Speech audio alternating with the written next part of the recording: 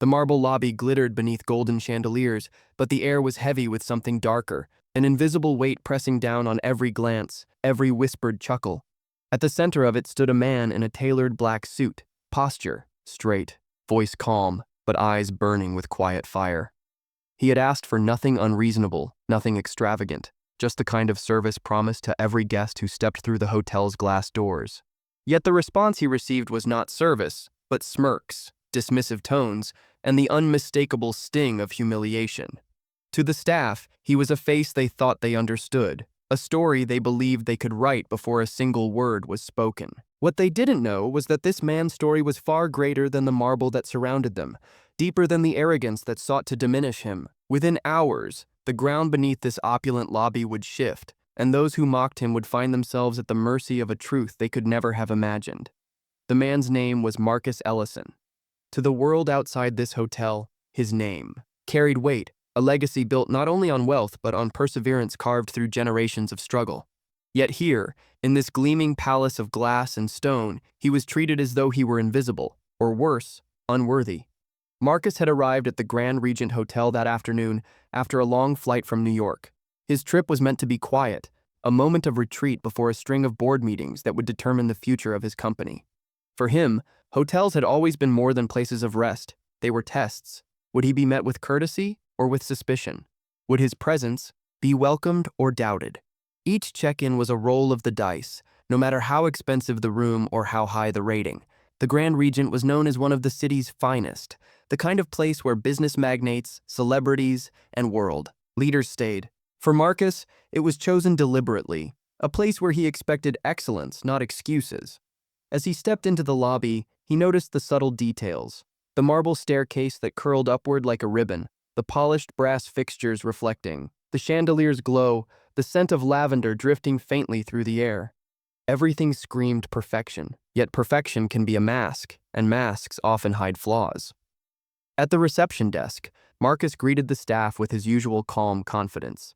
He had learned early in life that carrying himself with dignity was a shield, even when others sought to strip it away.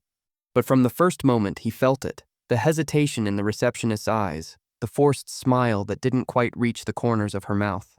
She glanced briefly at his suit, his skin, his luggage, and in that fleeting second, a judgment was made. The process that should have been seamless stretched into an ordeal.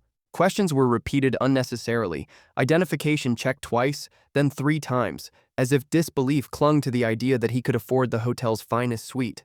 Behind Marcus, a line of guests began to grow impatient, some exchanging sympathetic glances, others frowning at the delay. "Perhaps, sir," the receptionist finally muttered, her voice dipped in condescension. "There's been a mistake with the reservation." Marcus kept his tone steady, though a flicker of irritation passed through his chest. His assistant had confirmed the booking days ago, the payment had cleared, and the suite was prepared. There was no mistake. The mistake was in the assumption that he didn't belong here. As the minutes ticked by, he watched the staff attend effortlessly to other guests. A wealthy-looking couple ushered in with champagne flutes, a businessman handed keys without question, a celebrity treated with open admiration. Yet when it came to him, every gesture was wrapped in doubt. Marcus knew this story well. He had lived it too many times before. But what neither the receptionist nor her smirking colleague realized was that their treatment of him was being observed. In the far corner of the lobby, seated with a laptop, a young woman had paused her typing to watch. A bellhop, carrying luggage across the polished floor, slowed just enough to notice. Even guests, caught in the uncomfortable silence, began to sense that something was wrong. Marcus could have walked away. He could have demanded a manager, raised his voice, or made a scene. But Marcus Ellison was not a man who fought battles in lobbies. His wars were won quietly, with patience, with timing. And as he finally accepted a key handed reluctantly across the counter, he knew something the staff did not. The story was not ending here. It was only the beginning. Because Marcus was not just a guest, he was the owner of the very corporation that had recently entered into talks to acquire the Grand Regent's parent company. In a matter of weeks, his signature could decide the future of every person working under this gilded roof. And by the time the sun rose the next morning, those who laughed behind the counter would understand precisely who they had chosen to humiliate. Marcus carried himself through the grand hallway with the same unshaken composure he had worn in the lobby. To anyone watching, he appeared calm, almost indifferent, yet inside, his chest pulsed with a steady ache, a reminder that no amount of money, education, or achievement could fully shield him from prejudice. His suite was immaculate, perched, high above the city with floor-to-ceiling windows overlooking the skyline. The leather furniture gleamed, the bar was stocked with fine wines, and the bed looked inviting after a long flight. But the beauty of the room felt tainted by the memory of smirks downstairs. He stood for a moment at the glass window, watching the lights of the city shimmer below. Somewhere out, boardrooms were waiting for his decisions, investors trusting his vision, and employees relying on his leadership. Yet here, in this palace of supposed service, he had been reduced to suspicion and mockery. The first sting of insult rarely cut deepest. It was the echoes that lingered. Marcus unpacked slowly, his thoughts drifting back to earlier years. He remembered traveling as a young executive, being denied entry to restaurants despite having reservations, and being treated as though he had wandered in by mistake. Each time he had promised himself he would rise higher, not out of pride but out of necessity. Success was not a luxury for men like him. It was survival, armor, proof. A knock at the door pulled him from his thoughts. Room service, at last. He had ordered a light meal after check-in. But when he opened the door, the attendant's expression mirrored the same quiet disdain he had met downstairs. The tray was handed over without a word. No courtesy, no eye contact, just cold silence. Marcus thanked him anyway, because dignity was a choice, even when it wasn't returned. As the door clicked shut, he felt the weight of the pattern settling in. This wasn't a single slight, it was a culture, woven into the fabric of the hotel itself. Later that evening, he decided to explore the hotel facilities.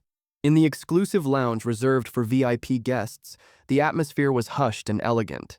But as he entered, conversations faltered, eyes flicked in his direction, and subtle shifts of body language made it clear he was an intruder in their unspoken world.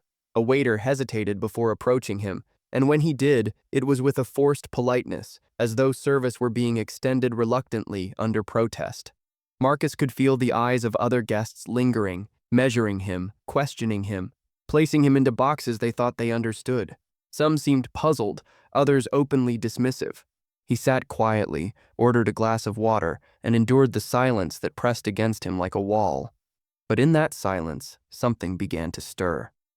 A man at a nearby table, dressed in casual luxury, whispered too loudly to his companion, "Strange.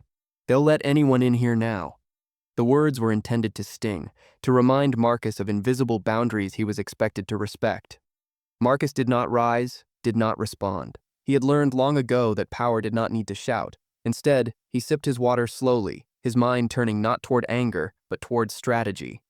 For every glance that belittled him, he reminded himself of the unseen truth. He held in his briefcase documents that could rewrite the destiny of this very building. The following morning, the discrimination became harder to ignore. At breakfast, his request for a simple order was delayed while others were served swiftly. In the spa, a receptionist accidentally misplaced his appointment. By midday, the whispers of condescension had grown into a pattern so evident that even other guests began to notice. A young couple in the dining hall exchanged uneasy looks as they watched Marcus repeatedly being brushed aside. A businessman seated 2 tables away frowned as he saw staff pass Marcus over again and again. These witnesses did not speak up, but their silence was laced with discomfort. Discomfort that Marcus knew could become fuel when the time came, and it would come. Because while the staff believed they were demeaning a guest of no consequence, Marcus was quietly preparing for a meeting that would decide their fates. Later that evening, he was scheduled to meet with the hotel's regional director under the guise of a potential investment discussion. What the staff didn't know was that Marcus's company was positioned to acquire the parent corporation overseeing not only this hotel, but dozens like it worldwide. He rehearsed the meeting in his mind, not because he doubted his authority, but because he wanted to wield it with precision. Justice, he knew, carried more weight when delivered calmly. It wasn't revenge he sought, it was revelation. To show them the truth of who he was, and in doing so, to strip away the mask of superiority they clung to. As the hours passed, the tension in the hotel thickened. Every slight, every glance, every dismissive gesture built like pressure behind a dam. And Marcus, standing silently beneath the chandeliers, knew that when that dam broke, the flood would wash through every corner of the Grand Regent. leaving no arrogance untouched. The rising storm had reached its peak. The stage was set, and the reckoning was only a heartbeat away. The evening air inside the Grand Regent carried a strange tension. Chandeliers sparkled as always, music drifted faintly from the lounge, and polished shoes tapped softly across marble floors. But beneath it all was a hum of unease. Marcus Ellison walked with steady purpose toward the executive conference suite, a leather briefcase in hand, his expression unreadable. The regional director, a man named Charles Whitmore, awaited him with the kind of polished charm reserved for wealthy prospects. "Mr. Ellison," he greeted warmly, his handshake firm, "we're honored to have you with us. I hope your stay has been comfortable." Comfortable. The word hung like irony in the air.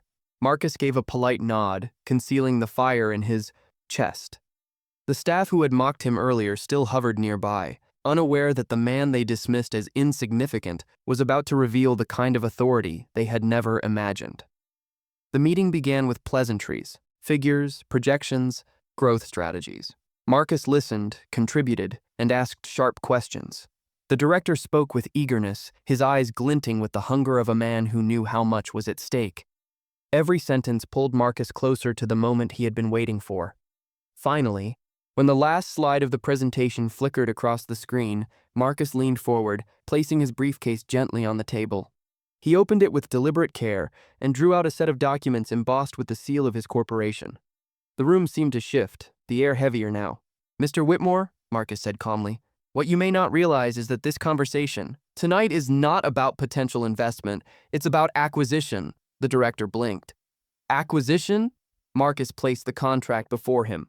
"My company has been in advanced talks to purchase your parent corporation. Within days, the ink will be dry, and ownership of this hotel and many others like it will pass into my hands." Silence. Thick, suffocating silence. The weight of the revelation pressed against every wall of the room. From the corner, one of the staff members who had sneered at Marcus earlier stiffened, his face draining of color. The receptionist who had questioned his reservation stood frozen, her eyes wide with disbelief. Marcus did not raise his voice. He did not need to. His calm words carried the weight of thunder. "I was humiliated in your lobby, dismissed, mocked, not for anything I did but for who I am. And yet here we are, with the truth laid bare. The man you chose to belittle is the man who now decides your future," the director stammered, his charm faltering. "Mr. Ellison, I assure you any mistreatment was a misunderstanding. Our staff," Marcus's gaze sharpened. "A misunderstanding repeated across every floor, every interaction? No, this is not misunderstanding. This is culture. And cultures can be changed, or they can be replaced." The words landed like blows, not shouted but spoken with the kind of precision that pierced deeper than anger ever could. The staff who had once smirked now looked small, their arrogance stripped away in the glare of truth. Guests who overheard whispers of the exchange began to gather at a respectful distance, their curiosity transforming into awe. The story was spreading through the lobby faster than fire in dry grass. The man dismissed as unworthy was, in fact, the most powerful figure in the building, and Marcus, standing tall in the center of it all, became a mirror to their prejudice. He didn't need to punish them with fury, their own actions condemned them. By the time the meeting concluded, the director's polished confidence had crumbled into pleading. The documents on the table were no longer abstract contracts, they were instruments of reckoning. Marcus gathered them quietly, his silence saying more than any speech could. As he stepped back into the lobby, the chandeliers still glimmered, the marble still shone, but the air had changed. Every eye turned toward him, not with dismissal, now, but with reverence, even fear. The man they thought they could ignore had become the man they could not escape. And in that moment, justice did not roar. It whispered steady and undeniable in the calm voice of Marcus Ellison. The Grand Regent Hotel never looked the same again after that night. Word of the revelation spread quickly, through staff, through guests, and eventually across the industry itself. To some, it was nothing short of poetic justice, arrogance exposed in its most fragile form, power discovered where it was least expected. For Marcus Ellison, however, it was not about revenge. It was about change. The following morning, as sunlight spilled through the towering windows of his suite, he sat quietly with a cup of coffee, reflecting on what had unfolded. He had seen fear in the eyes of those who once mocked him, but fear alone was not progress. Fear fades. What endures is transformation. When he met with the director again, Marcus made his intentions clear. He did not wish to dismantle the hotel's legacy, nor humiliate those who had stumbled in arrogance.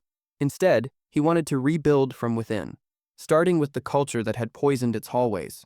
Training would be enforced, leadership would be restructured, and accountability would be made non-negotiable.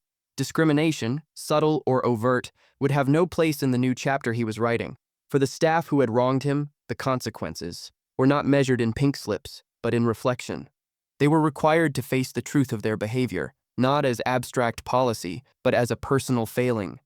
Some resigned under the weight of shame. Others stayed, determined to learn, to grow, to unlearn the prejudices they had carried so carelessly. Guests, too, remembered. Stories of that evening rippled far beyond the marble floors, whispered in boardrooms, shared at dinner tables, and posted in fragments across social platforms. The tale of a man denied dignity, only to reveal himself as the true master of the building became legend, a quiet reminder that respect should never be dictated by assumption. As Marcus prepared to leave the hotel, he paused once more in the lobby where it had all begun. The chandeliers still shimmered, the marble still gleamed, but something deeper had shifted. Staff members stood straighter, their gazes steadier, their smiles less forced. A weight had been lifted, not because punishment had been handed down, but because truth had broken through the surface. Marcus adjusted his cufflinks, his suitcase by his side. For him, the victory was not in the ownership of the hotel, but in the lesson carved into its foundation. Wealth and power could command respect, yes, but dignity, the quiet insistence on being seen as fully human, carried a power that no title or contract could surpass. As he walked through the revolving doors into the bright morning, Marcus left the Grand Regent behind, not just as a guest, not just as its future owner, but as a reminder that arrogance is fragile, that prejudice is blind, and that true strength is revealed not in loud triumphs, but in calm, unshakable resolve. And for everyone who heard his story, a question lingered like an echo in the air. How many times have we judged someone's worth before knowing who they truly are? If this story moved you, don't forget to like and subscribe for more powerful stories. Tell us in the comments, have you ever seen someone judged unfairly?